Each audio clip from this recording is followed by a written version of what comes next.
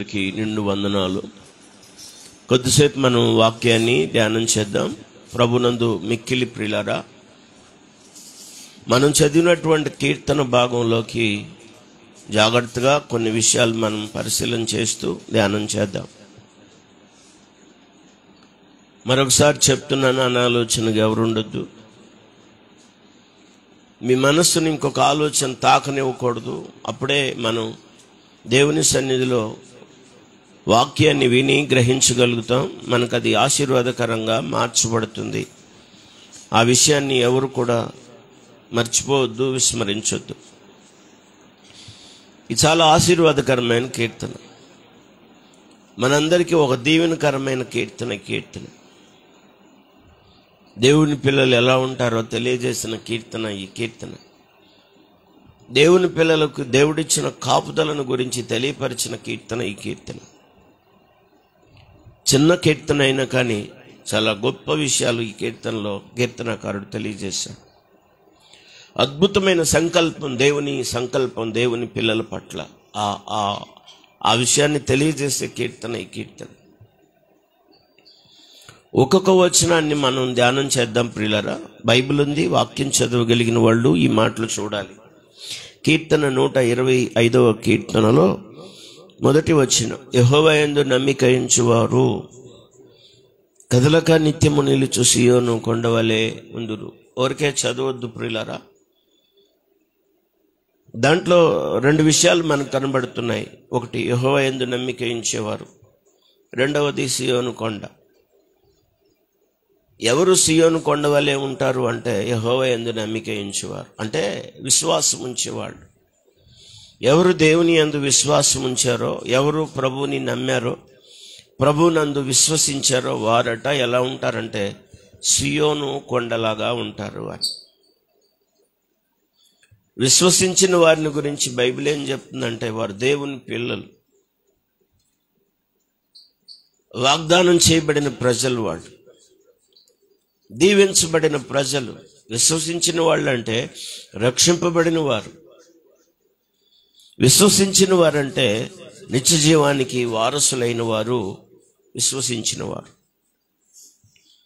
వాళ్ళు ఎలా ఉంటారు? విశ్వసించిన వాళ్ళు ఎలా ఉంటారంటే ఒక ఎగ్జాంపుల్ చెప్తున్నాడు. సీయోను కొండవలే కదలక నిత్యము నిలుచు సీయోను కొండవలే. విశ్వాసులు అస్థిరంగా ఉండకూడదు.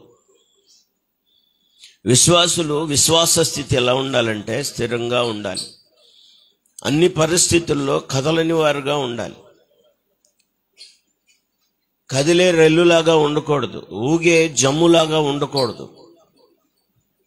విశ్వాసులు కదలని వారుగా ఉండాలి. ఎంత అద్భుతమైన విషయాన్ని చెప్పాడు అక్కడ, మీరు గమనించారా? నేను చదువుతున్నాను, మీరు అందరూ జాగ్రత్తగా గమనించండి. యెహోవా యందు నమ్మిక ఉంచువారు కదలక నిత్యము నిలుచు సీయోను కొండవలే ఉంటారు. పర్వతం ఎంత స్థిరంగా, కొండ ఎంత స్థిరంగా ఉంటుందో దేవుని యందు విశ్వాసం ఉంచిన వారు కూడా అంతే స్థిరంగా ఉంటారు. కొండకు స్థానభ్రంశం ఉండదు. ఒకరోజు ఈ ఊరు, ఇంకొక రోజు ఇంకొక ఊరు వెళ్దు కొండ. మీరు ఎప్పుడైనా ఏదైనా కొండను చూసారా? ఏ కొండను చూసారు? చేతులు ఎత్తండి. ఏదైనా ఓ కొండను చూసారా? కొండలు చూడటం ఏంటి, కొండలు ఎక్కువచ్చిన సందర్భాలు చాలా ఉన్నాయి. కొండల చుట్టూ తిరిగి దండాలు పెట్టుకున్న సందర్భాలు చాలా ఉన్నాయి అంటారా? పోయిన వారం కూడా చెప్పాను, ఏ కొండ నువ్వు ఎక్కినా ఆ కొండ దగ్గర ఉండే అమ్మ బొమ్మే అని. అది చాలా పొరపాటు, తప్పని చెప్తున్నాను మళ్ళా ఇంకొకసారి. అలాంటి పనులు ఎవరు చేయొద్దు. అలా చేసేవాళ్ళు దేవుని పిల్లలు కాదు, విశ్వాసులు కాదు. కొండలెక్కి రమ్మనడు మనలోకలు ఉంటాడు. ఇది ఎప్పుడెప్పుడో చిన్నప్పుడు పాడుకున్నాం, గుర్తుందా? కొండలెక్కి రమ్మనడు మనలోకలు ఉంటాడు, బొమ్మ కాదయో జీవమున్న దేవుడు, బొమ్మ కాదయో జీవమున్న దేవుడు. ఆయన మనల్ని ఎలా ఉంచాలని ఆశపడుతున్నాడంటే సీయోను కొండ ఎంత స్థిరంగా ఉంటుందో అంత స్థిరంగా మనం ఉండాలని ఆయన కోరుకుంటున్నాడు. అలా ఉంటారని దావీదు భక్తుడు చెప్తున్నాడు. అది తన అనుభవం. అవాంతరాలు వస్తాయా, ఆటంకాలు వస్తాయా, ఇబ్బందులు వస్తాయా, ఇరుకులు వస్తాయా అంటే వస్తాయి. అయినా వాళ్ళ స్థిరత్వాన్ని కదిలించడం ఎవరి తరం కాదు, వాళ్ళని అస్థిరపరచడం ఎవరి తరం కాదు.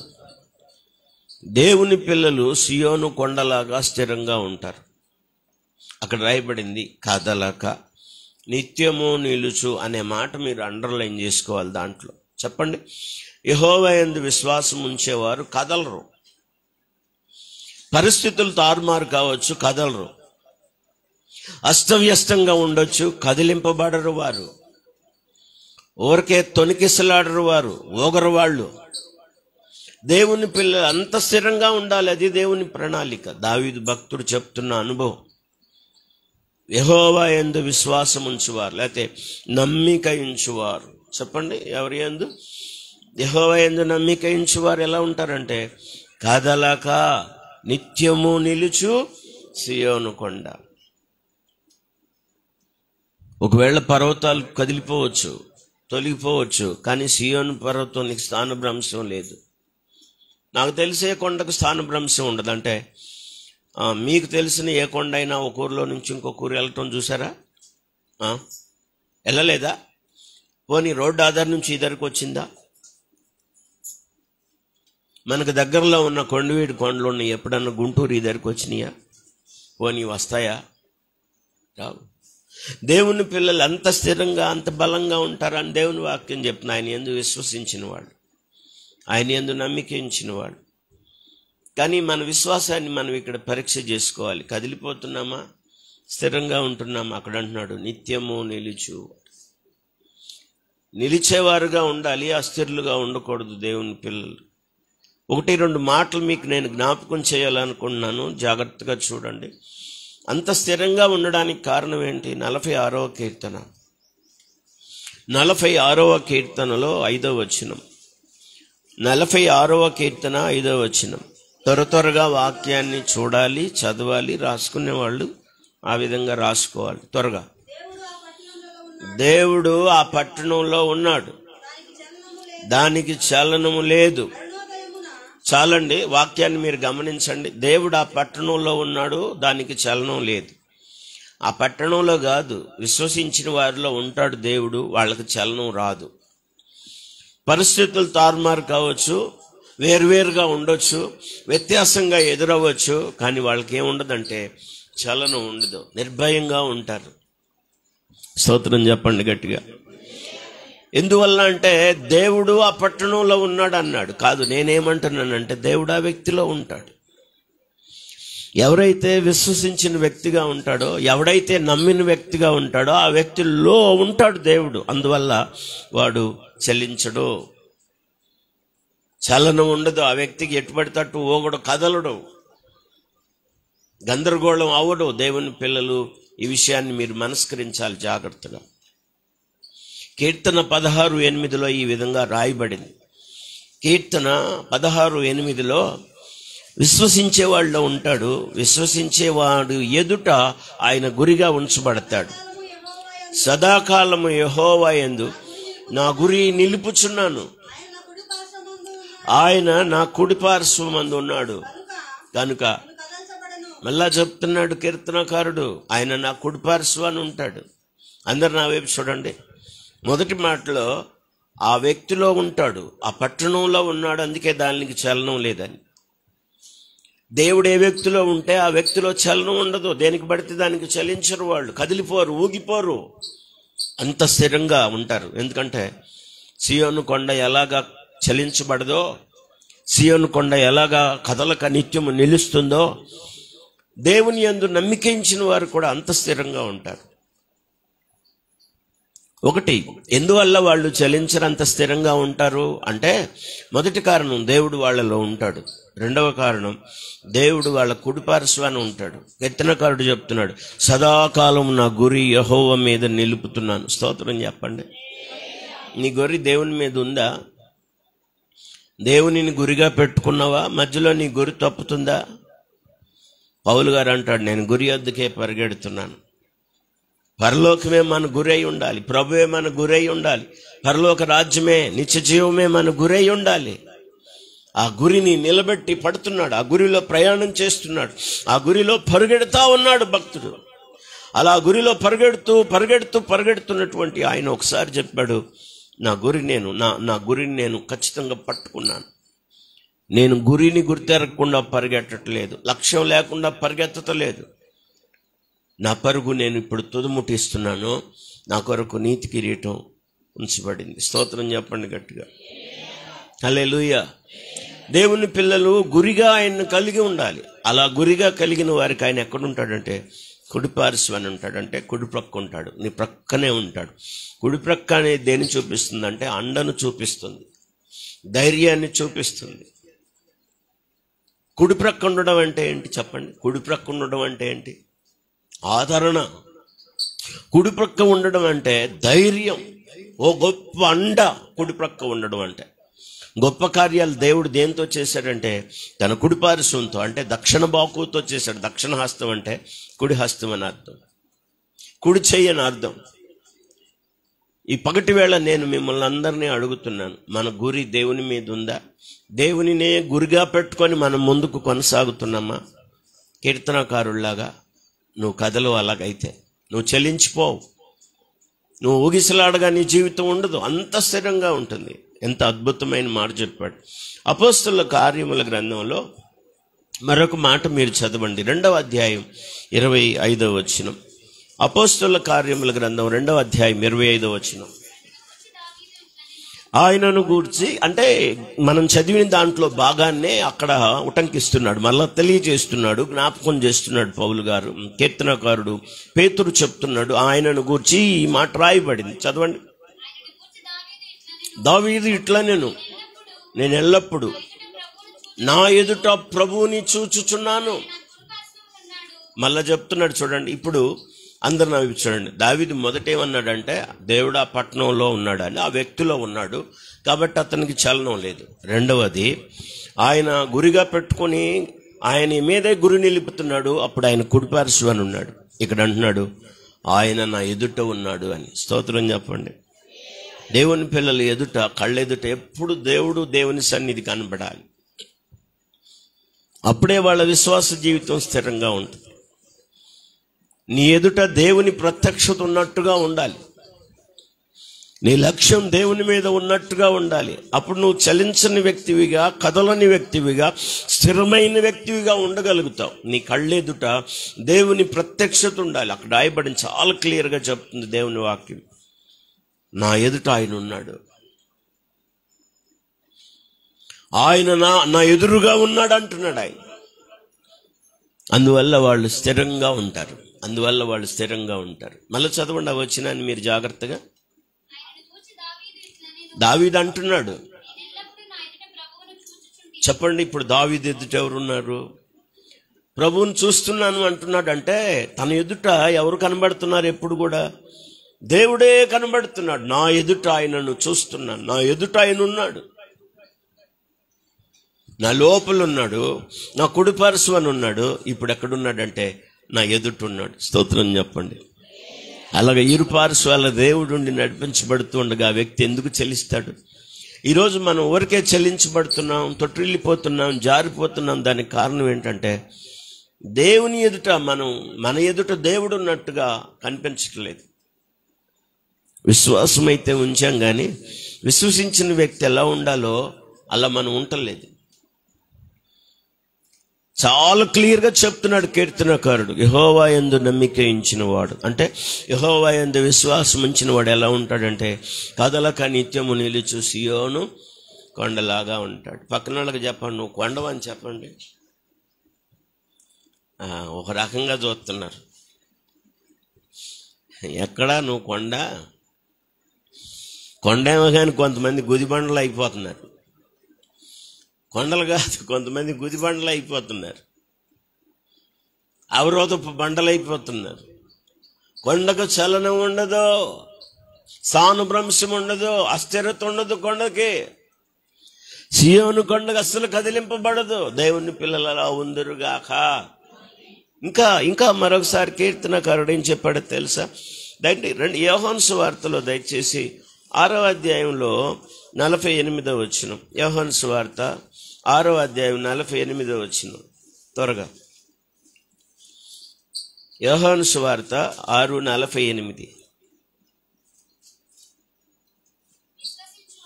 విశ్వసించువాడు నిత్య జీవం గలవాడు. ఆగండి. చాలు. మనకు కావాల్సింది ఏంటంటే ఆయన యందు నమ్మికించిన వాడు, అంటే విశ్వసించిన వాడు. ఎలాంటి వాడు అంటే నిత్య జీవం గలవాడు. స్తోత్రం చెప్పండి. నిత్య జీవాన్ని కలిగి ఉంటాడు, నిత్య జీవాన్ని ధరించుకుంటాడు గనుక వాడు స్థిరంగా ఉంటాడు.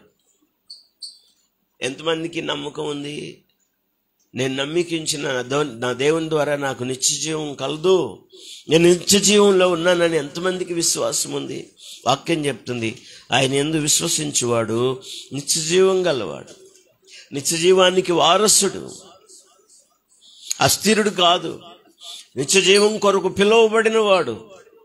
అందువల్ల సియోను కొండలాగా ధైర్యంగా ఉంటాడు, నిబ్బరంగా ఉంటాడు, నిలవరంగా ఉంటాడు, అస్థిరంగా ఉండడు. ఎందుకంటే నిత్య జీవాన్ని వాగ్దానంగా పొందాడు విశ్వసించిన వాడు. చెప్పండి, ఏం పొందాడు? నిత్య జీవాన్ని వాగ్దానంగా పొందాడు. మళ్ళీ చదవండి ఆ వచనాన్ని. 6:48. విశ్వసించిన వాడే. అందరు చెప్పండి, ఎవరు నిత్య జీవం గలవాడు? ఎవరు? విశ్వసించిన వాడు, అంటే నమ్మినవాడు, ఆయన యందు నమ్మిక ఉంచినవాడు, యెహోవా యందు నమ్మిక ఉంచినవాడు స్థిరంగా ఉంటాడు. కారణం ఏంటంటే అతను నిత్య జీవాన్ని వాగ్దానంగా పొందుకున్నాడు. ఇంకొక మాట చెప్తాను, ఒక మంచి మాట రాయబడింది యెషయా గ్రంథం 28:16లో. యెషయా గ్రంథం 28:16లో అద్భుతమైన మాట రాయబడింది. విశ్వసించిన వాడు ఏ పరిస్థితులు ఉన్నా కలవరపడడు అని. ప్రభువగు యెహోవా ఇలాగు సెలవిచ్చుచున్నాడు, సియోనులో పునాదిగా రాతిని వేసిన వాడను నేనే. అది పరిశోధింపబడిన రాయి, అమూల్యమైన తలరాయి, బహు స్థిరమైన పునాది అయిన మూలరాయి అయ్యున్నది. ఈ మాట పట్టుకోండి మీరు. విశ్వసించువాడు. అందరు చెప్పండి, విశ్వసించిన వాడు, విశ్వాసం ఉంచిన వాడు సియోను కొండలాగా ఎందుకుంటాడంటే వాడు కలవరపడ్డు ప్రద్దానికి. ఎందుకు? వానిలో దేవుడున్నాడు, వాడు కుడిపార్శ్వాన ఉన్నాడు, ఆయన ఎదుటున్నాడు. నిత్య జీవపు వాగ్దానాన్ని వారసత్వంగా పొందాడు. ఎన్ని పరిస్థితులు వచ్చినా ఆ వ్యక్తి కలవరపడడు. చప్పట్లు కొట్టి స్తోత్రం చెప్పండి. దేవుని పిల్లలు మనం చెప్పుకుంటూ చాలా విషయాల్లో మన కలవరం ఎక్కువ అవుతుంది. నిద్రపోతుంటే కలవరం, కూర్చున్నా కలవరం, పిల్లలను గూర్చిన కలవరం, భర్తను గూర్చిన కలవరం, భార్యను గూర్చిన కలవరం, కుటుంబాల్లో కలవరం, లోకంలో కలవరంగా ఉన్నారు మనుషులు. కానీ వాక్యం చెప్తుంది విశ్వసించిన వాడు కలవరపడడు. హల్లెలూయా చెప్పాలి. విశ్వసించిన వాడు కలవరపడడు, కొండలాగా ఉంటాడు, స్థిరంగా ఉంటాడు, కలవరపడడు. మరి పరిస్థితులన్నీ వేరుగా ఉన్నాయి కంటే వేరుగా ఉండొచ్చు, అలాగే ఉంటాయి కూడా. అయినా దేవుని పిల్లలు కలవరపడరు. దాని పునాది రాయి వేసింది దేవుడు, మూలరాతిని వేసిన వాడు దేవుడు, అతనిని స్థిరపరిచిన వాడు దేవుడు. కాబట్టి విశ్వసించిన వాడు కలవరపడడు, అస్థిరంగా ఉండడు, చంచల బుద్ధితో ఉండడు. వాక్యం చెప్తుంది దేవుడు ఆ పట్టణంలో ఉన్నాడు, దానికి చలనం లేదు. ఊరికే కదిలిపోదు ఆ పట్టణం. ఆ ఊరికి ఈ ఊరికి, ఆ దేశానికి ఈ దేశానికి వెళ్దు, అదరికి దొంకుదో స్థిరంగా. పాట ఉంది కదా, కదలకుందువు సియోను కొండవలే, బెదరకుందువు బలమైన సింహం వలే. కదలకుందువు సియోను కొండవలే, బెదరకుందువు బలమైన సింహం వలే. ఎన్ని పరిస్థితులు వచ్చినా ఆ తర్వాత మాటలు అయ్యే ఉన్నాయి. కష్టం వచ్చినా, ఇరుకులు వచ్చినా, ఇబ్బందులు వచ్చినా ఆ వ్యక్తి ఎలా ఉంటాడంటే సియోను కొండలాగా ఉంటాడు. చప్పట్లు కొట్టి అందరూ స్తోత్రం చెప్పండి. హల్లెలూయా. విశ్వసించిన వాడు కలవరపడడు. ప్రతిదానికి ఈరోజు కలవరం ఎక్కువ అవుతుంది మనుషులకి. దేవుని యందు నమ్మిక ఉంచిన వాళ్ళు కలవరపడ్డు. దేవుణ్ణి కలిగిన వారు, దేవుని యందు నమ్మిక విశ్వసించిన వారు నిత్య జీవానికి నిర్ణయించబడ్డారు. నిత్య జీవాన్ని వాగ్దానంగా పొందిన వారు. కనుక ప్రతి చిన్న విషయానికి నువ్వు కలవరపడుతున్నావంటే నీ విశ్వాసాన్ని పరీక్ష చేసుకోవాలి. ఒక అమోఘమైన విశ్వాసాన్ని కలిగి ఉన్నాడు దావీదు. దాన్నే అనేక మందికి ప్రత్యక్షతగా చెప్తున్నాడు. యెహోవా యందు నమ్మిక ఉంచువారు కదలక నిత్యము నిలుచు సియోను కొండలాగా ఉంటారు. ఎలా ఉన్నావో మరి. రెండవ వచనం, యెరూషలేము చుట్టూ పర్వతములున్నట్లు యెహోవా ఇది మొదలుకొని నిత్యము తన ప్రజల చుట్టూ ఉండును. మొదటి దాంట్లో నిత్యము నిలిచే అనుభవం, లేకపోతే నిత్య స్థిరత్వం మొదటి దాంట్లో మనం చూసాం. రెండవ దాంట్లో నిత్య కాపుదల. ఎవరు ఆయన యందు విశ్వాసం ఉంచిన వారు, ఎవరు ఆయనను కలిగిన వారుగా ఉన్నారో వారి చుట్టూ ఆయన ఉంటాడట. ఎలా అని చెప్పాడంటే యెరూషలేము చుట్టూ పర్వతాలు ఉన్నట్లు. యెరూషలేం పట్టణానికి దుర్భేద్యమైన పర్వతాలు ఉన్నాయి. శత్రువు అంతంత మాత్రంగా ప్రవేశించలేడు. మన దేశానికి కూడా 4 సరిహద్దులు ఉన్నాయి. ఎంతమందికి తెలుసు? చిన్నప్పుడు అవే నేర్పేవాళ్ళు.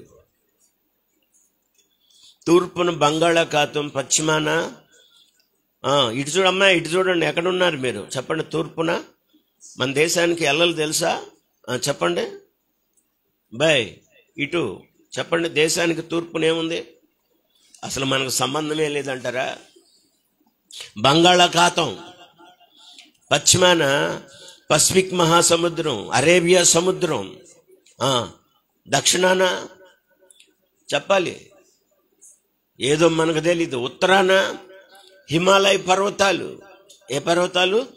హిమాలయ పర్వతాలు. పెట్టని కోట అని దానికి ఒక పేరు హిమాలయ పర్వతాలకి. ఒక పక్కే మనకు పర్వతాలు ఉన్నాయి. కతిమయ అంతా ఎటు చూసినా నీరే ఉంది. కానీ యెరూషలేం అలా కాదు.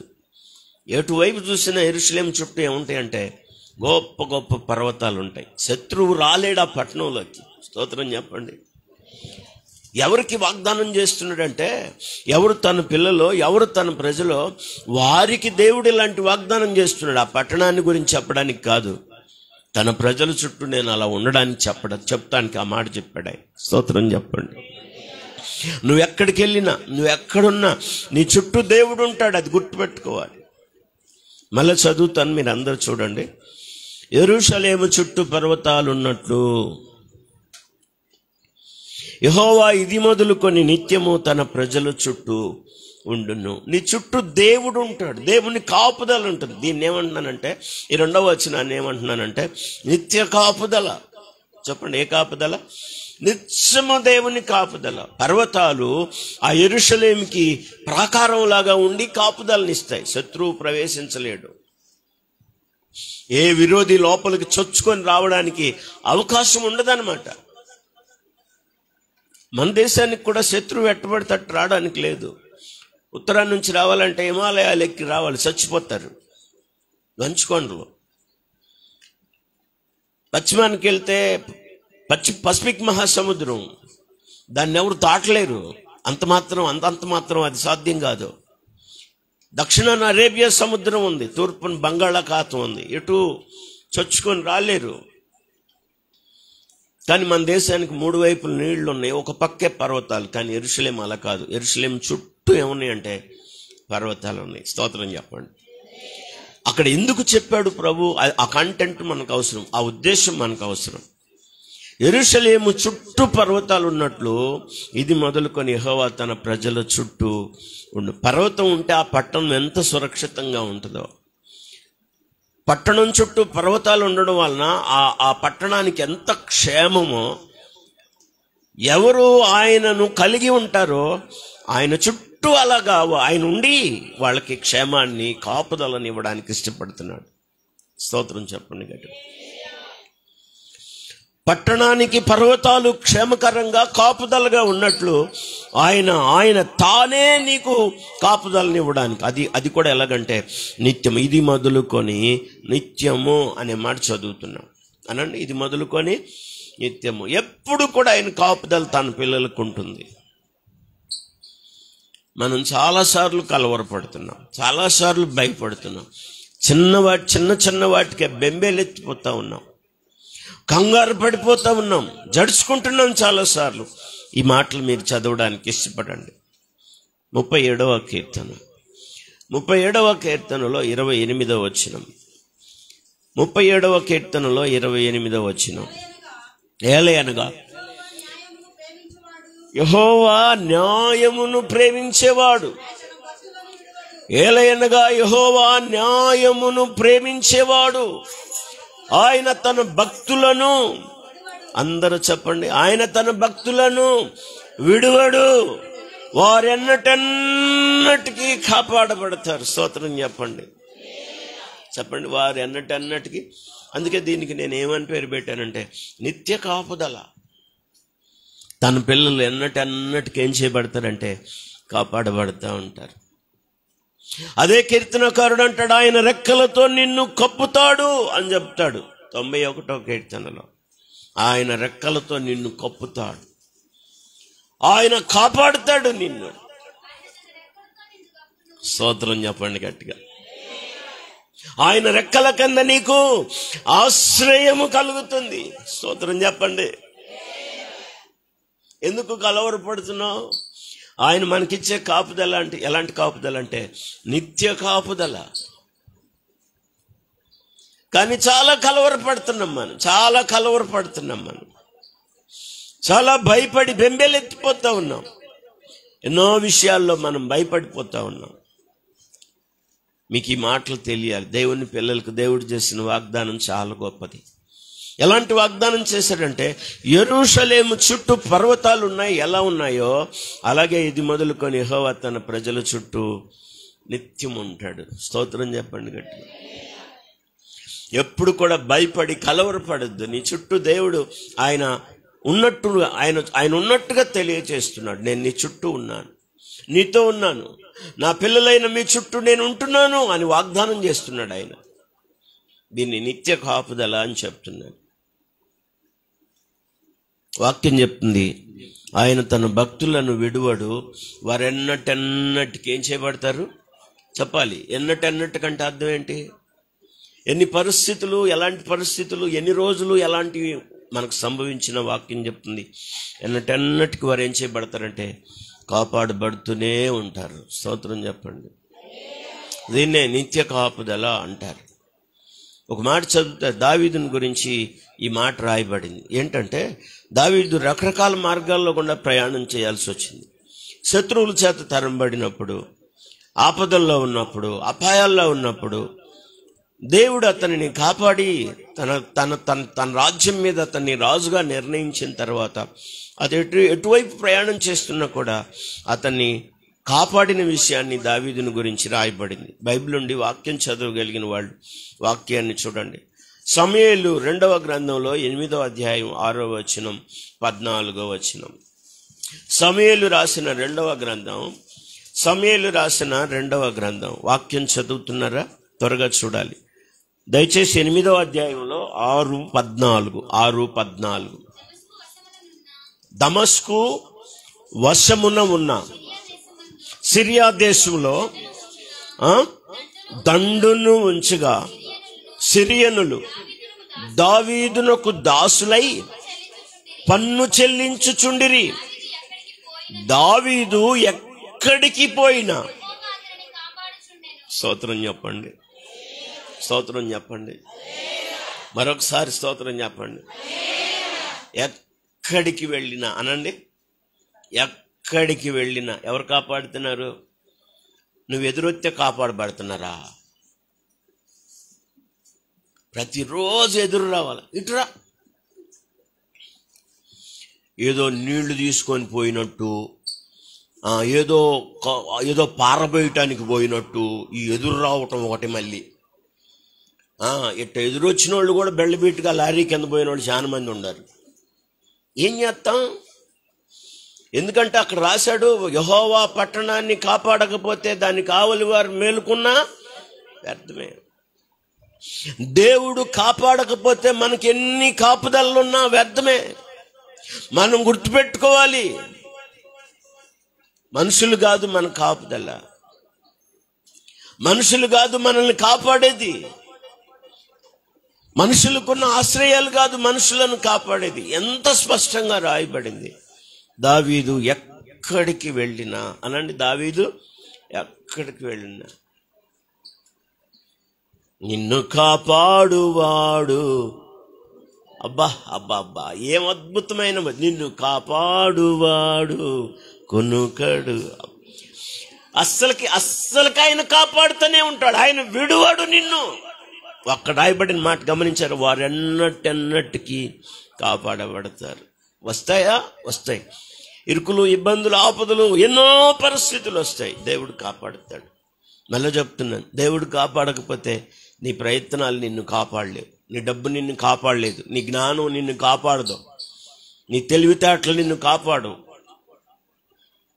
ఎదురొచ్చిన వాళ్ళు అబద్ధెబ్బ కొట్టుకుంటారు అంతే. అటు ఎందుకైందని ఆడికి వెళ్ళి అడిగితే ఆడ చెబుతాడు, దరిద్రపు దాన్ని నువ్వే కదా ఎదురొచ్చిందని. ఇక్కడ చెప్పడు, ఇక్కడ అర్థం కాదు. అక్కడికి వెళ్ళి అడిగితే ఎందుకు నువ్వేగా నాకు ఎదురొచ్చింది.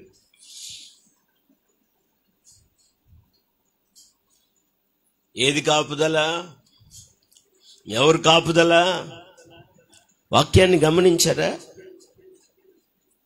ఒక అద్భుతమైన విషయం చెప్తున్నాడు దావీదు. ఎక్కడికి 40 అక్కడే 14వ వచనం కూడా చూడండి. ఏదోము దేశమందు దావీదు దండును పెట్టాడు. ఏదోమీలు దావీదునకు దాసులై ఏదోము దేశం అంతటా కావలి దండుంచాడు. ఇదే మాట మళ్ళీ రిపీటెడ్గా చెప్తున్నాడు. దావీదు ఎక్కడికి పోయినా, స్తోత్రం చెప్పండి. ఇప్పుడు నేనేం చెప్పాలనుకుంటున్నానంటే, దావీదుని కాపాడిన దేవుడిని నేను కాపాడతాడన్న వాడు స్తోత్రం చెప్పండి. చాలా సంతోషంగా రాలా మీరు, సంతోషంగా చెప్పలే మీరు, సంతోషంగా చెప్పలేదు మీరు అంటున్నాను. ఉంటేగా అసలు లోపల కొత్తగా ఎక్కడి నుంచి తెచ్చుకుంటుంది, డబ్బులు ఇచ్చి కొనుక్కునేది అయితే సాంబయ్య కొట్లోనో, రోడ్డు మీద పెట్టిన కొత్త కొట్లోనో, మధ్యలో ఉండ కొట్లోనో దొరికేదైతే అట్టకొట్ట కొనుక్కోవచ్చు బాకీ అన్న చేసి. కానీ అట్టు కొనుక్కునేది కాదే. దేవుడు ఇవ్వాలి, ఆ సంతోషం దేవుడు ఇవ్వాలి, హృదయంలో పుట్టాలంటే ఆయన యందు నువ్వు విశ్వసించిన వ్యక్తిగా ఉండాలి, నువ్వు ఆయన చేత కాపాడబడుతూ ఉండాలి. ఒక అద్భుతమైన కాపుదల. యెహోవా తన భక్తులను విడువడు, వారు ఎన్నటికి కాపాడబడతారంటే దావీదే ఒక ఎగ్జాంపుల్గా కనబడుతున్నాడు. గొర్బైల మధ్యకి వెళ్ళినా, ఏదోమీల మధ్యకి వెళ్ళినా, ఏ ప్రాంతానికి వెళ్ళినా, ఏ ప్రజల మధ్యకి వెళ్ళినా, ఎక్కడికి వెళ్ళినా దావీదును దేవుడు ఏం చేస్తున్నాడంటే కాపాడుతున్నాడు. దావీదును కాపాడిన దేవుడు నిన్ను, నీ కుటుంబాన్ని కాపాడును గాక. స్తోత్రం చెప్పండి గట్టిగా. 121వ కీర్తనలోకి రండి.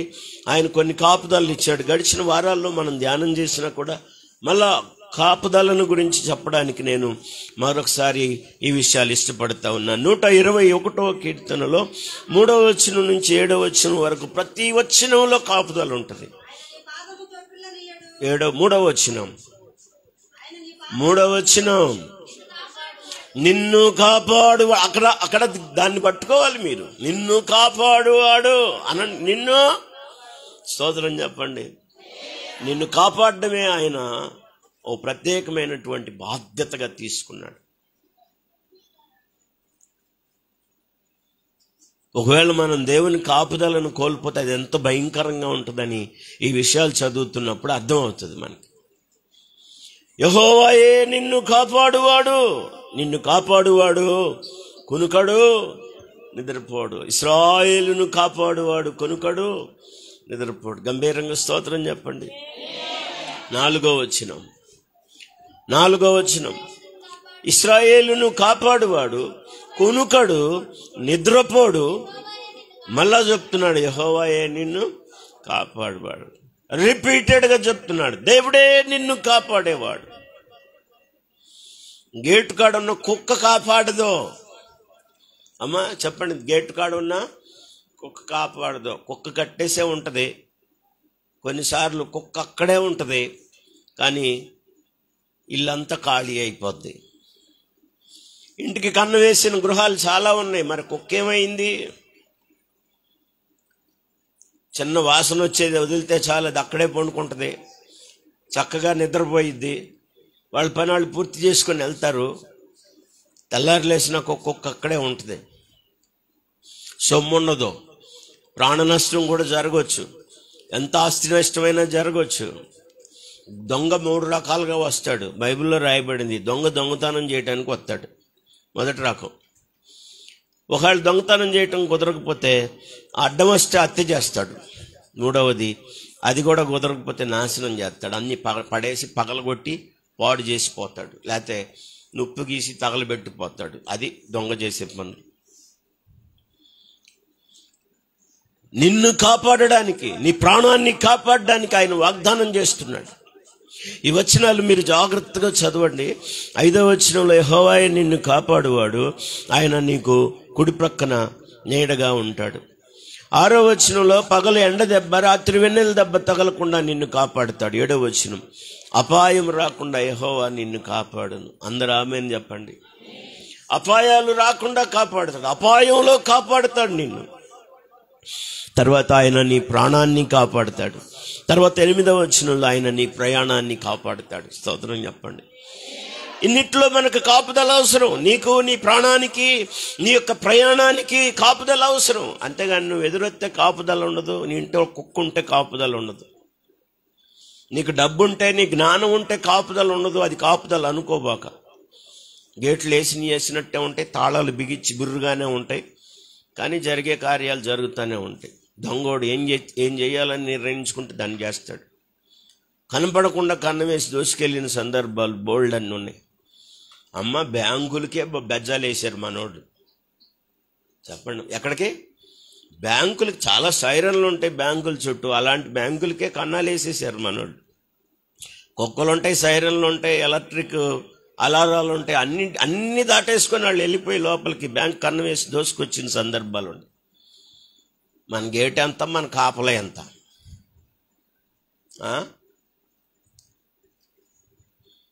దేవుడు కాపాడకపోతే, దేవుడు నిన్ను కాపాడకపోతే అక్కడ అదే అంటాడు, యెహోవా పట్టణమును కాపాడని ఎడల.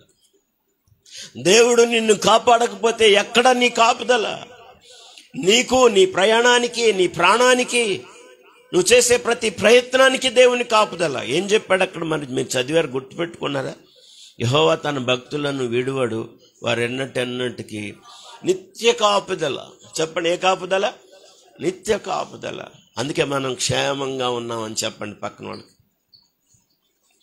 చెప్పండి, అందుకే మనం క్షేమంగా ఉన్నాం,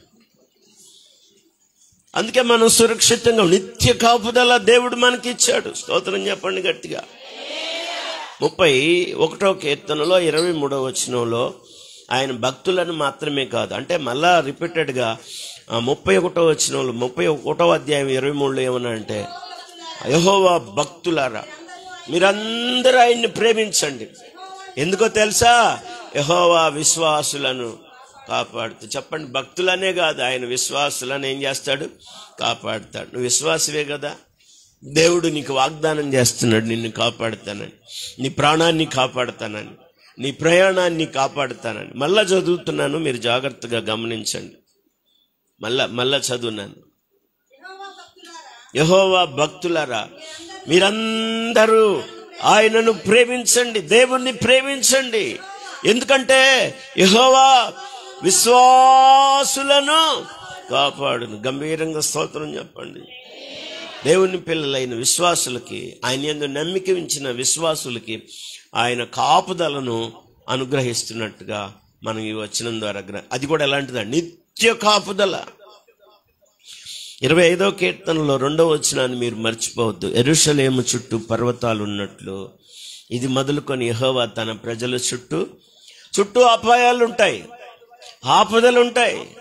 ఈ కాలాన్ని గురించి ఉత్తరం రాష్ట్ర తిమోతికి పౌలు గారు అన్నాడు, ఇది అంత్యకాలము, అపాయకరమైన కాలం. ఈ కాలంలో కాపుదల, దేవుని కాపుదల మనకు అవసరం. స్తోత్రం చెప్పండి. ఏ కాపుదల? దేవుని కాపుదల మనకు అవసరం, మన పిల్లలకు అవసరం, మన కుటుంబాలకు అవసరం, మన వ్యక్తిగత జీవితాలకు అవసరం. ఆయన కాపుదల లేకుండా మనం సురక్షితంగా ఉండలేం ప్రియులారా, మనం క్షేమంగా ఉండలేం ప్రియులారా, మనం ఆశీర్వాదకరంగా ఉండలేం ప్రియులారా. అందుకే దేవుని కాపుదలను మనం స్వీకరించాలి, దేవునిని కాపరిగా కలిగి ఉండాలి. దావీదు అన్నాడు 23వ కీర్తనలో, యెహోవా నా కాపరి, నాకు లేమి కాలం. వేరే భక్తుడు ఇంకొక రకంగా చెప్పాడంట, యెహోవా నా కాపరే కానీ నాకు ఊపిరే లేదన్నాడంట. ఇట చెప్పండి, ఎట? యెహోవా నా కాపరే కానీ నాకు మాత్రం ఊపిరే లేదు, ఎప్పుడు ఏలబడతా ఉంటాను. అలాంటి వాళ్ళు ఇక్కడ లేనందుకు స్తోత్రం చెప్పండి. యెహోవా నీకు కాపరిగా ఉంటే నీకు అసలు ఏమీ కలగదు, అంటే తక్కువేది అవ్వదు. చప్పట్లు కొట్టి స్తోత్రం చెప్పండి గట్టి. లేమి ఉండదు, కొరత ఉండదు, తక్కువ ఉండదు. ఆయన కాపుదల్లో నువ్వు అంత సురక్షితంగా ఉంటావు. ఎన్నటన్నటికి నిన్ను కాపాడుతూనే ఉంటాడు. ఆయన నిన్ను కాపాడుతాడు, నీ ప్రాణాన్ని కాపాడుతాడు, నీ ప్రయాణాన్ని కూడా కాపాడుతాడు. ఎన్నటన్నటికి నిత్య కాపుదల. నేను మరొక వచనాన్ని జ్ఞాపకం చేయడానికి ఇష్టపడుతున్నాను. దీంట్లో 3వ భాగం అంటే 4వ వచనంలో ఒక మాట రాయబడింది, యెహోవా మంచివారికి. 3వ వచనాన్ని మనం వదిలేసాం. దాన్ని ఎప్పుడైనా ప్రభు అవకాశం ఇస్తే అది ఇంకా లోతైన విషయం, కొంచెం టైం కూడా కావాల్సి ఉంటుంది, మనకున్న సమయం చాలదు. అందువల్ల 4వ వచనం కూడా వివరించను కానీ జ్ఞాపకం చేస్తాను. దీంట్లో 2 వ్యక్తులు కనపడుతున్నారు. ఒకటి మంచివారు, రెండవది యథార్థవంతులు. వాళ్ళకి ఏం చేయమంటున్నాడంటే కీర్తనకారుడు, మేలు చెయ్యి ప్రభువా అంటున్నాడు. ఎవరికి మేలు చేయమంటున్నాడు? మంచివారికి. అబ్బా, ఎవరికి మేలు చేయమంటున్నాడు అనండి. మంచి వాళ్ళకి మేలు అనండి. మరి చెడ్డోళ్ళకి యెహోవా మంచివారికి మేలు చేయి ప్రభువా, యథార్థ హృదయం గల వాళ్ళకి మేలు చేయి ప్రభువా. మంచి వాళ్ళకి, యథార్థ హృదయులకి దేవుడు ఎల్లప్పుడూ మేలు చేయను గాక. హల్లెలూయా. మంచి వాళ్ళకి మేలు చేస్తాడు ఆయన, యథార్థ హృదయులకు దేవుడు మేలు చేస్తాడు ఆయన. అంటే కజ్మా వాళ్ళకి లేదైనా పాస్టర్ గారు అంటే భౌతిక సంబంధంగా మంచివారు చెడ్డవారు అని తేడా లేకుండా సూర్యుడిని ఉదయింపజేస్తున్నాడు, వర్షాన్ని కురిపిస్తున్నాడు. కానీ ఆత్మ సంబంధమైన మేళ్ళు మంచి వాళ్ళకే కలుగుతాయి. స్తోత్రం చెప్పండి. యథార్థ హృదయులకు మాత్రమే కలుగుతాయి. వాళ్ళు దేవుని యొక్క వాగ్దానాలను వారసత్వంగా పొందుతారు. అది మేలు. ఇక్కడ రాయబడిన మాట, దీన్ని కూడా నేను వివరణ చేయను కానీ చివరి వచనంలోకి వెళ్దాం మనం. 5వ వచనం, తమ వంకర తోవలకు తొలగిపోవారిని పాపము చేయవారితో కూడా యెహోవా కొనిపోవును. ఈ భాగం మీద మీరు దృష్టి పెట్టండి. ఇక్కడ కూడా 2 రకాలు ఉన్నారు. వాళ్ళు ఎవరంటే, ఒకటి వంకర త్రోవలకు తొలగిపోయేవాళ్ళు, రెండవది పాపం చేసేవాళ్ళు. వీళ్ళని దేవుడు ఏం చేయబోతున్నాడంటే కొనిపోతున్నాడని రాశాడు. చెప్పండి, ఏం చేయబోతున్నాడు దేవుడు అంటే? కొనిపోవడం అంటే లాక్కెళ్తున్నాడు, తీసుకెళ్తున్నాడు దేవుడు. రెండు మార్గాలు, రెండు పనులు చేసే. ఒకటి వంకర త్రోవలకు తొలగేవాళ్ళు అనండి. వంకర త్రోవలు కంటే ఆ మార్గం సరైంది కాదు, ఆ మార్గం సక్రమమైంది. వంకర అంటేనే అక్రమం, వంకర అంటేనే అక్రమం. అది వంకర మార్గం అంటున్నాడు. కొంతమంది మార్గాన్ని గురించి బైబిల్లో చాలా స్పష్టంగా రాయబడింది. వాక్యం చదవగలిగిన వాళ్ళు వాక్యాన్ని చూడాలని నేను మీకు ఆహ్వానాన్ని తెలియచేస్తూ ఉన్నాను. త్వరగా వాక్యాన్ని చూడండి. యెషయా గ్రంథం 59వ అధ్యాయం 8వ వచనం. యెషయా గ్రంథం 59, 8వ వచనం. త్వరగా. శాంతవర్తనము వారెరుగరు, వారి నడవడులలో న్యాయము కనబడదు, వారు తమ కొరకు ఏ త్రోవలమ్మా ఎట్టుంటాయి అయ్యి? వంకర త్రోవలు ఎప్పుడన్నా చూసారా? కొండవీడి కొండలకి ఎప్పుడన్నా వెళ్ళారా మీరు? ఈ మధ్య ఎంత చక్కగా ఉంటాయి, ఇక తిన్నగా ఇలా వెళ్తారేంటి పైకి? ఎన్ని వంకరలో. చాలామంది వంకర మార్గాన్ని ఎన్నుకుంటున్నారు, వక్ర మార్గాన్ని ఎన్నుకుంటున్నారు, వక్ర మార్గంలో ప్రయాణం చేస్తున్నారు. మళ్ళీ చదవండి. శాంతవర్తనము వారెరుగరు. నా వైపు చూడండి. శాంతంగా నీ హృదయం ఉందా? శాంతంగా నీ హృదయం ఉందా? అలజడులు లేకుండా. సముద్రం దగ్గరికి వెళ్ళారా? సముద్రం అన్నారు కానీ మరి కదలకుండా ఉండారు మీరు. ఏదన్నా ఒక విషయం చెప్పండి, అడగట్లేదని నన్ను అంటున్నారు కొంతమంది. మళ్ళీ ఒకసారి వెళ్దాం. ప్రశాంతంగా ఉంటుందా సముద్రం? సముద్రానికి శాంతం తెలీదు. అది నిమ్మలింప నేరదు అన్నాడు. చెప్పండి, అది నిమ్మలింప నేరదు, నిమ్మలంగా ఉండదు. అది దానికి ఉన్న స్వభావం అది. కొంతమంది జీవితాల్లో శాంతవర్తనం ఉండదు. శాంతవర్తనము వారు ఎరుగరు, వారి నడవడులలో న్యాయం అనేది ఉండదు. వారు తమ కొరకు వంకర త్రోవలు కల్పించుకుంటున్నారు. వాటిలో నడిచేవాడు, వాక్యాన్ని గమనించారా? వంకర మార్గాన్ని ఎన్నుకొని దాంట్లో నడిచేవాడు ఎవడు కూడా శాంతి నొందడు. చెప్పండి, ఏమి నొందడు? మనశ్శాంతి ఉండదని చెప్పండి. అర్థమవుతున్న వాళ్ళు స్తోత్రం చెప్పండి. ఏముండదు వంకర మార్గంలో నడిచే వాళ్ళకి. ఏముండదు? డబ్బు లేక కాదు, కావలసినవి లేక కాదు. కావలసినన్ని బియ్యం ఉండయి, కావలసినన్ని వండుకోవడానికి వంటకాలు అన్నీ ఉండయి, కానీ ఏముండదు? శాంతి ఉండదు, మనశ్శాంతి ఉండదు. ఎందుకని? నడుస్తుంది ఏ మార్గం? మంచి మార్గం అన్న వాళ్ళు చేతులు ఎత్తండి. నీ మనశ్శాంతి లోపానికి కారణం నీ వంకర మార్గమే. వాళ్ళు తీసుకున్న కాదు, అక్కడ రాయబడింది, వాళ్ళు తమ కొరకు వంకర త్రోవలను కల్పించుకున్నారంట. దేవుడు పెట్టలేదండి. వాళ్ళు ఏ మార్గాన్ని కల్పించుకున్నారు? ఏ త్రోవలు కల్పించుకున్నారు తమ కొరకు? వంకర త్రోవలు. దానిలో నడిచేవాడు శాంతి నొందడు. చెప్పండి, దాంట్లో నడిచేవాడు ఎవడు కూడా శాంతి ఉండదు.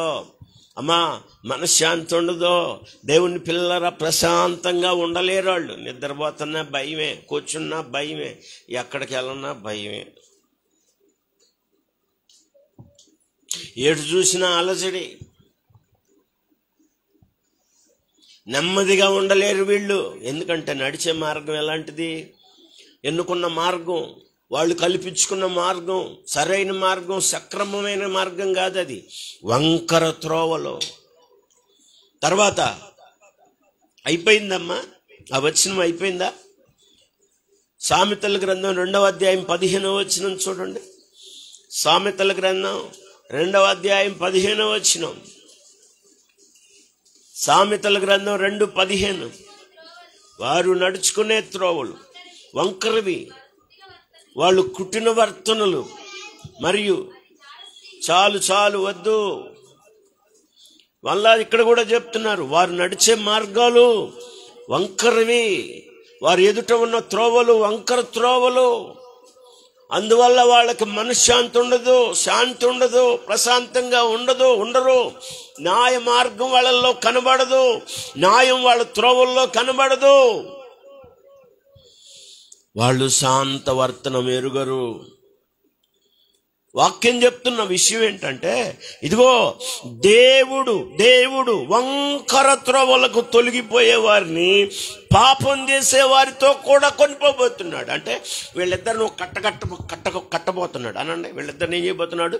ఒక కట్టబోతున్నాడు. ఇద్దరిని కలిపాడు, చూసాడా? ఒకటి వంకర త్రోవలకు తొలగి పోవారిని, తర్వాత వాళ్ళతో పాటు పాపము చేయువారిని కూడా కలిపి కొనిపోబోతున్నాడు. వీళ్ళిద్దరిని ఏకం చేసి ఒక కట్టబోతున్నాడు. ఆయన కొనిపోతున్నాడు. ఎక్కడికి కొనిపోతున్నాడో, ఎడకు తీసుకొని పోతున్నాడో మనం వాక్యాన్ని కొంచెం లోతుగా గమనిస్తే, పాపం చేసేవాళ్ళు కొనిపోబడటానికి కారణం ఎక్కడికి కొనిపోతున్నాడు? పరలోకానికి కాదండి. పాపం చేసేవాళ్ళు పాతాళంలో మందగా కూర్చబడతారంట. చెప్పండి, పాపం చేసేవాళ్ళు పాతాళంలో మందగా కూర్చబడతారు. అక్కడ రాయబడింది, పాపం చేసేవాళ్ళు పడిపోయి ఉన్నారు. కాదు, వాళ్ళు పడద్రోయబడి ఉన్నారు. ఎవరో వాళ్ళని పడదోశారు. అంటే ఎవరు తీసుకెళ్లి వాళ్ళు అక్కడ పడేశారు పాతాళంలో? బైబిల్ ఉందా? వాక్యం చదవగలిగిన వాళ్ళు మీరు జాగ్రత్తగా గమనించాలి. ఎందుకు వాళ్ళు పడదోయబడుతున్నారు? 36వ కీర్తన 12వ వచనం. 36వ కీర్తనలో 12వ వచనం, త్వరగా 36:12. అదిగో పాపము చేయవారు అక్కడ పడ్డారు, లేవలేకుండా. ఆగండి, పడి ఉన్నారు అన్నాడా? అలా అయితే మనకి వాళ్ళు ఎట్టబడ్డారో అనుకునేవాళ్ళం. కానీ తర్వాత మాటలో వారు పడిపోవటం కాదు, కానీ వాళ్ళు పడదోయబడ్డారు. అంటే పడదోసిన వాళ్ళు ఎవరు? వాళ్ళని దేవుడే వాళ్ళని తీసుకెళ్ళి అక్కడ పడేశాడు. ఎక్కడ పడేశాడో తెలుసా? వాళ్ళని పాతాళంలో పడేశాడు. చివరికి ప్రకటన గ్రంథంలో ఈ వాక్యాన్ని మనం చదువుతాం. వారు అగ్నిగుండంలో పడవేయబడతారు, వారు పాతాళంలో పడవేయబడతారు. పాపం చేసేవాళ్ళు పాతాళమందు మందగా కూర్చబడతారు.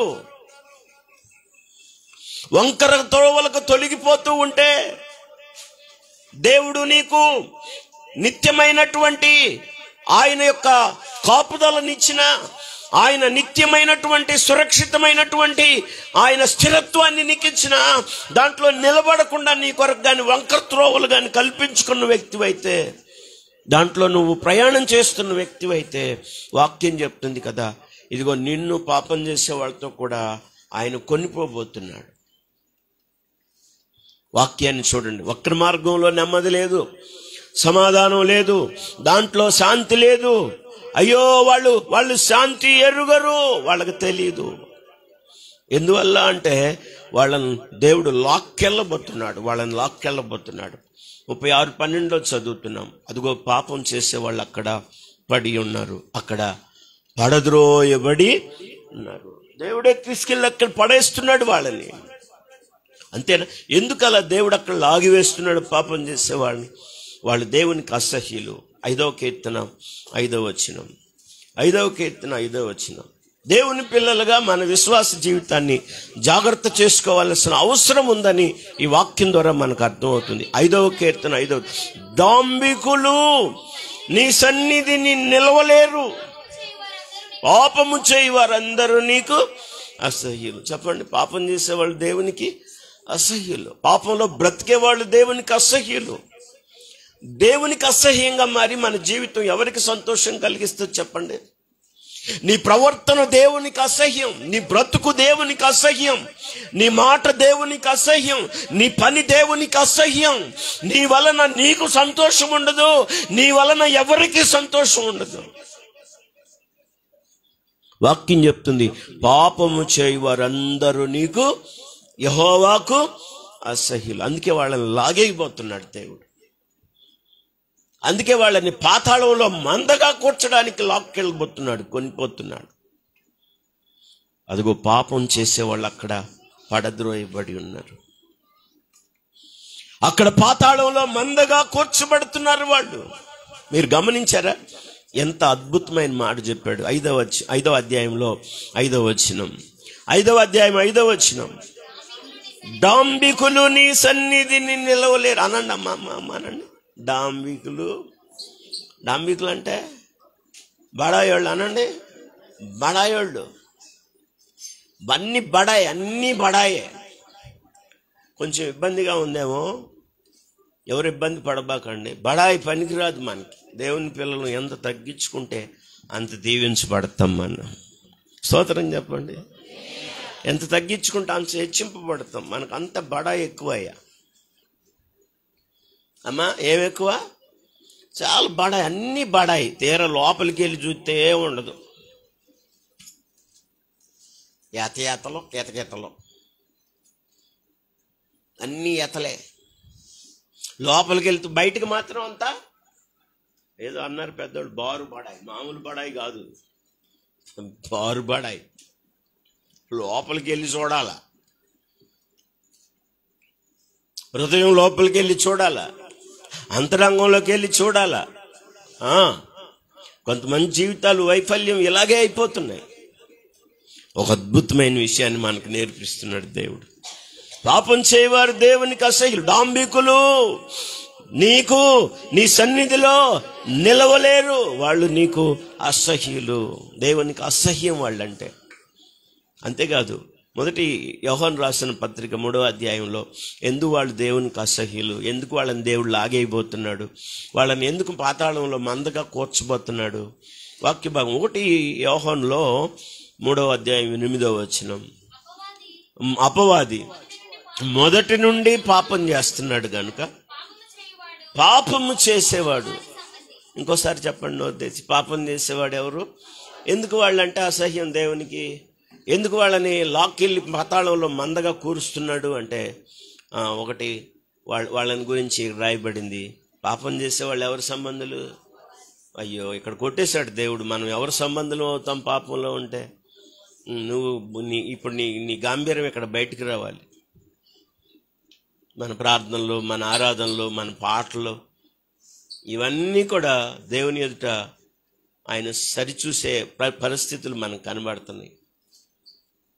మనం చక్కబెట్టుకోవడానికి దేవుడు ఇస్తున్న అవకాశాన్ని ఇక్కడ మనం గమనిస్తున్నాం. ఒక అద్భుతమైన విషయాన్ని చెప్తున్నాడు. అపవాది మొదటి నుండి పాపం చేస్తున్నాడు. పాపం చేసేవాడు అపవాది సంబంధి. మరి మన పాటల సంగతి ఏంటి? మరి అప్పుడు మన ఆరాధన సంగతి ఏంటి? మన అర్పణల సంగతి ఏంటి? ఇక్కడ చెప్పిన నేను నాగలాగా లెక్చర్ ఇచ్చిన సంగతులు ఏంటి? అప్పుడు వాక్యం చెప్తుంది, వాడు అసలు దేవుని సంబంధి కాదు. దేవునితో ఆ వ్యక్తికి సంబంధం లేదు. మరి ఎవరు సంబంధి అంటే వాడు అపవాది సంబంధి. నువ్వు దేవుని సంబంధిగా ఎంచబడవు, నువ్వు అపవాది సంబంధివి. యేసు ప్రభు వారు శరీరధారిగా సంచరిస్తున్నప్పుడు కొందరు ఆయన్ని పరిశోధిస్తూ పరీక్షిస్తూ రకరకాలుగా విమర్శ చేస్తున్నప్పుడు చెప్పిన మాట అదే ప్రభువారు, మీరు మీ తండ్రి యగు అపవాది సంబంధులు. దేవుని మాట వినకుండా దాని ప్రకారం జీవించకుండా ఎవరుంటారో వాళ్ళు అపవాది సంబంధులు. తరచూ పాపంలో పడిపోతూ ఉండే వాళ్ళు అపవాది సంబంధులు. వాళ్ళు దేవుని పిల్లలుగా ఎంచబడేవారు కాదు, విశ్వాసం ఉంచిన వారు కాదు. వాళ్ళు విశ్వసించిన వారుగా ఉన్నా వారి జీవితం పాపమయం. వారు కల్పించుకున్న మార్గం వంకర మార్గం గనుక వాళ్ళని కలిపి దేవుడు ఎక్కడికి తీసుకెళ్తున్నాడంటే పాతాళానికి తీసుకెళ్ళి అక్కడ పడేయటానికి, మందగా కూర్చడానికి లాక్కెళ్ళిపోతున్నాడు ఆయన, కొనిపోతున్నాడు ఆయన. ఒక అద్భుతమైన విషయాన్ని చెప్పాడు ఆయన. మళ్ళీ చూడండి 5వ వచనంలో, తమ వంకర త్రోవలకు తొలగిపోవారు. అమ్మా, తమ వంకర త్రోవలకు. ఒకప్పుడు మనం ఈ త్రోవలో లేవండి. అందరు నా వైపు చూడండి. తమ వంకర త్రోవల కంటే ఒకప్పుడు దాంట్లోనే ఉన్నారు. దేవుడు తీసుకొచ్చి మంచి మార్గంలో పెట్టాడు. ప్రభు మనకి ఇచ్చిన మంచి మార్గం, పరలోక మార్గం, నిత్యజీవపు మార్గం ప్రభు అయిన యేసుక్రీస్తు వారి మార్గం. ప్రభు అన్నాడు, నేనే మార్గం సత్యం. ఆయనలో తీసుకొచ్చి మనల్ని నిలబెడితే మళ్ళీ మనం ఏం కోరుకున్నామంటే వంకర మార్గం, వంకర త్రోవను కోరుకున్నాం. ఇదేం బాగాలేదు, ఇక్కడ చాలా ఇబ్బందిగా ఉంది, ఇట్టయితే రాను, ఇట్టయితే కుదరదు. మరి ఎట్ట కుదిరిద్ది? అది బాగుంది, ఏది? అదే బాగుంది. వంకర త్రోవలు బాగుంటాయి, వక్ర మార్గం బాగుంటుంది కొంతమందికి. అలాగా తొలగిపోయారు వాళ్ళు, అంతే. దేవుడి కారణం కాదు అది. వంకర మార్గానికి తొలగిపోవారు. రెండవది, పాపం చేసేవారిని కూడా వాళ్ళందరిని కలిపి దేవుడు కొనిపోబోతున్నాడు. ఎందుకో చెప్పాను ఇప్పుడు దాకా. వాళ్ళు దేవునికి అసహ్యులు, వాళ్ళ అపవాది సంబంధులు. అందువలన వాళ్ళు కొనిపోతున్నాడు దేవుడు. పాతాళానికి తీసుకొని వెళ్ళిపోతున్నాడు. పాపానికి వచ్చే ఫలం అది. పాపానికి మరణం వస్తుంది, దాని అంతం నిత్య నరకం. అక్కడ అగ్ని ఆరదు, పొరుగు సావదు. అయితే ఒక ఆశీర్వాదకరమైన విషయం చెప్తాను మీకు నేను. కింద మాట రండి, చివరి మాట. ఇశ్రాయేలు మీద సమాధానం. చప్పట్లు కొట్టి స్తోత్రం చెప్పండి గట్టిగా, గంభీరంగా స్తోత్రం. ఇశ్రాయేలు మీద సమాధానం ఉండునుగాక. అంటే ఇశ్రాయేలు అనగా ఎవరంటే విమోచింపబడిన వాడు, క్రీస్తు రక్తంలో విమోచింపబడిన వాడు, క్రీస్తు రక్తంలో విడుదల పొందినవాడు, పాప క్షమాపణ పొందినవాడు, రక్షణ పొందినవాడు, మారు మనసు పొందినవాడు, బాప్తిస్మం పొందినవాడు, యేసు రక్తంలో తమ పాపాలను ఒప్పుకొని విడిచిపెట్టినవాడు ఇశ్రాయేల్ అంటే. ఆ ఇశ్రాయేల్ మీద నిరంతరం ఏముంటుందంటే సమాధానం. స్తోత్రం చెప్పండి. సమాధానం ఏంటంటే ఆశీర్వచనం అనండి. సమాధానం ఏంటి అనాలి? ఆశీర్వచనం. సమాధానం ఆశీర్వాదకరమైన పదం. సమాధానం ఆశీర్వాదకరమైనటువంటి వాగ్దానం. దేవుని పిల్లలకు దేవుడు ఆశీర్వాదకరమైన ఆనవాలు ఇచ్చాడు. అదేంటంటే సమాధానం. వాక్య భాగం చదవండి. సంఖ్యాకాండంలో 6వ అధ్యాయం 26వ వచనం. తన ప్రజలను దీవించడానికి దేవుడు ఉపయోగించాలి అని చెప్పిన పదాల్లో ఇదొకటి. సంఖ్యాకాండం 6:26. సంఖ్యాకాండం 6:26. యెహోవా నీ మీద తన సన్నిధి కాంతి ఉదయింపజేసి. స్తోత్రం చెప్పండి. ఇశ్రాయేలీలను దీవించడానికి దేవుడు లేవీలైన యాజకులైన తన యొక్క సేవకులకు ఆయన ఆశీర్వచనాలు పలకమని వాగ్దానం చేసినప్పుడు చెప్పిన మాటలు ఈ మాటలు. యెహోవా తన సన్నిధి కాంతి ఉదయింపజేసి మీకు సమాధానం కలుగుజేయునుగా. తర్వాత వచ్చిన కూడా చదవాలి. ఇదిగో చూడండి. అట్లు వారు ఇశ్రాయేలీల మీద నా నామమును ఉచ్చరించుట వలన. స్తోత్రం చెప్పండి. మీకు సమాధానం కలుగునుగాక. దేవుడు ఆయన సన్నిధి కాంతి మీకు ఉదయింపజేయునుగాక అంటే ఆ పదాలు వాళ్ళ మీద పలుకుతూ ఉండగా దేవుని ప్రజలైన సేవకులు వాళ్ళ మీద ఆ మాటలు ఉచ్చరిస్తూ ఉంటే వాళ్ళని నేనేం చేస్తానన్నాడంటే ఆశీర్వదిస్తానన్నాడు. చప్పట్లు కొట్టి స్తోత్రం చెప్పండి. ఇప్పుడు చెప్పండి, ఇశ్రాయేలు మీద ఏముండునుగాక? సమాధానం ఉండు. మరి నీ మీద ఏముండునుగాక?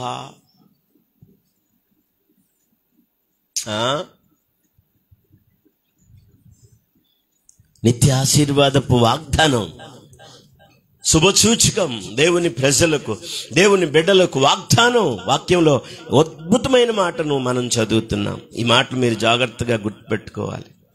సంఖ్యాకాండం 6:6 ఎంత అద్భుతమైన. యెహోవా తన సన్నిధి కాంతి నీ మీద ఉదయింపజేసి నీకు సమాధానం కలుగజేసి నిన్ను ఆశీర్వదించును. హల్లెలూయా. 29వ కీర్తన 11వ వచనం.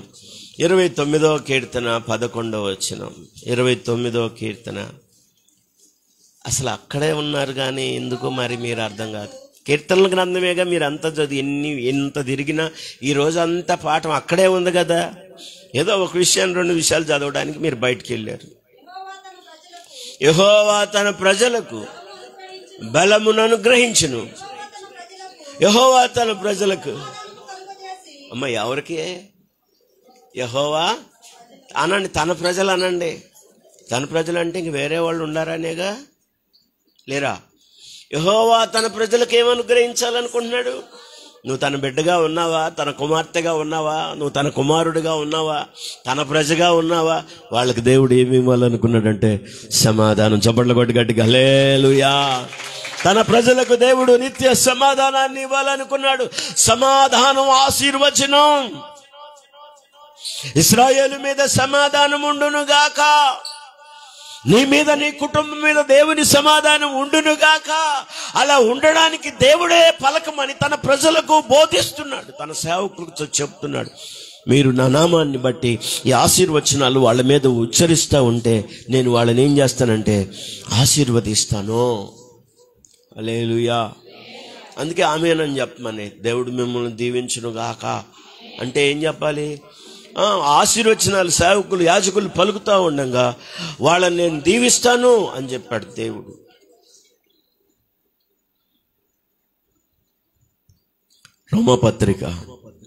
రోమాపత్రిక సమాధానం ఉన్న కారణాన్ని ఇక్కడ మీకు నేను జ్ఞాపకం చేస్తాను.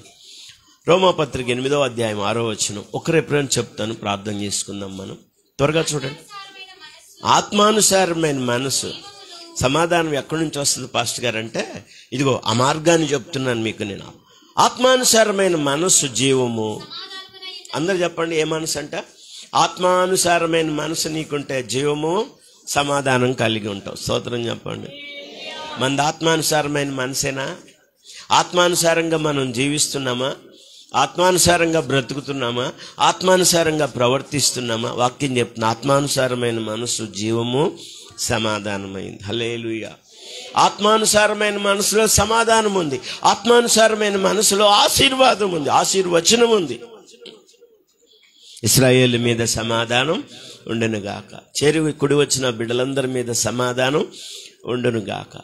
మన గృహాల్లో, మన సమాజంలో, మన పనిపాట్లలో, మన వ్యక్తిగత జీవితాల్లో, మన పనిపాట్లలో, మనం చేసే ప్రయత్నాల్లో అన్నిటిలో సమాధానం ఉండునుగాక. చెప్పండి గట్టిగా హల్లెలూయా. కీర్తన గ్రంథం దయచేసి కొరింథీ మొదటి పత్రిక చూడండి. కొరింథీ మొదటి పత్రిక 7వ అధ్యాయం 15వ వచనం. కొరింథీ మొదటి పత్రిక 7వ అధ్యాయం 15వ వచనం. కొరింథీ 2వ పత్రిక 1వ అధ్యాయం 2వ వచనం. అయితే అవిశ్వాసి అయిన వాడు, చదువున్నాను, సందర్భాల్లో త్వరగా నిర్బంధం లేదు. ఇది కావాలి మనకి, సమాధానంగా ఉండుటకు. ఈ మాట చెప్పండి. సెకండ్ ఇవ్వండి, పక్కన వాళ్ళకి సెకండ్ ఇవ్వండి. మనల్ని దేవుడు ఎందుకు పిలిచాడో చెప్పండి. హల్లెలూయా. ఎందుకు పిలిచాడు దేవుడు? మనల్ని పిలిచింది ఎందుకు? ఆ సమాధానంగా ఉండటానికి, ఆ సమాధానం ఇవ్వడానికి, ఆ సమాధానంతో మనల్ని నింపడానికి, ఆ సమాధానంతో మనల్ని ఆశీర్వదించడానికే మనల్ని దేవుడు పిలిచాడని చెప్తున్నాడు. సమాధానముగా ఉండుటకు మీరు పిలువబడ్డారు. 2వ కొరింథీ 1వ అధ్యాయంలో 2వ వచనం. తండ్రి అయిన దేవుని నుండి, ప్రభువైన యేసుక్రీస్తు నుండి కృప సమాధానం. అందరూ ఆమేనండి. ఇదేగా ముగింపు అంటే. తండ్రి అయిన దేవుని నుండి, ప్రభువైన యేసుక్రీస్తు నుండి కృపయు సమాధానం మీ అందరికీ కలుగునుగాక అంటారు. హల్లెలూయా. అదే 2వ కొరింథీ 13వ అధ్యాయం 11వ వచనం కూడా చూడండి. 2వ కొరింథీ 13:11. 2వ కొరింథీ 13:11. ఇది చివరి మాటలు అన్నమాట. పత్రికలో కూడా చివరి మాటలు. తుదకు సహోదరులారా సంతోషించండి, సంపూర్ణులై ఉండుడి, ఆదరణ కలిగి ఉండుడి, ఏక మనస్సు గలవారై ఉండండి. ఆమేన్ అనలేదు. కొన్ని మాటలు చెప్పాడు అక్కడ. దేవుని పిల్లలు ఇలా ఉండాలి, ఇలా ఉండాలి, ఇలా ఉండాలి అని చెప్పాడు అక్కడ. ఎలా ఉండాలి? మొదటి నుంచి తుదకంటే మెట్టుకు సహోదరులారా, చివరకు తుదకంటే చివరకు సహోదరులారా సంతోషించండి, సంపూర్ణులై ఉండండి, ఆదరణ కలిగి ఉండండి, ఏక మనస్సు గలవారై ఉండండి. హల్లెలూయా. ముగింపు మాట ఏంటంటే సమాధానంగా ఉండండి. ప్రభు దగ్గరికి ఎవరన్నా వస్తే వాళ్ళంతా ఈ విధంగా పలికాడు ఆయన, నీకు సమాధానం కలుగునుగా. ఆయన చనిపోయి తిరిగి లేచిన తర్వాత శిష్యులకు కనపడి ఆరోహణం అవుతున్నప్పుడు కూడా మీకు సమాధానం కలుగునుగాక అన్నాడు. ఆయన ప్రత్యక్షమైనప్పుడు మీకు సమాధానం కలుగునుగాక అన్నాడు. బలహీనతలో ఉన్నవారు వచ్చినప్పుడు మీకు సమాధానం కలుగునుగాక అని సమాధానంతో పంపాడు ఆయన. ఆ సమాధానాన్ని దేవుడు మనకు తండ్రి అయిన దేవుని ద్వారా, కుమారుడైన యేసుక్రీస్తు ద్వారా అనుగ్రహించిన దేవునికి అందరూ స్తోత్రం చెల్లిద్దామా. స్తోత్రం, స్తోత్రం, స్తోత్రం, స్తోత్రం. ఆ సమాధానం ఇశ్రాయేలుకు అనుగ్రహింపు వాగ్దానం చేసిన దేవుడు ఆశీర్వచనంగా మనకు కూడా అనుగ్రహించిన దేవునికి అందరూ స్తోత్రం చెల్లిద్దాం. స్తోత్రం, స్తోత్రం, స్తోత్రం. ప్రార్థన చేసుకుందాం, తల్లు వంచండి. ప్రార్థన చేసుకుందాం, తల్లు వంచండి. యేసుక్రీస్తులో మనకి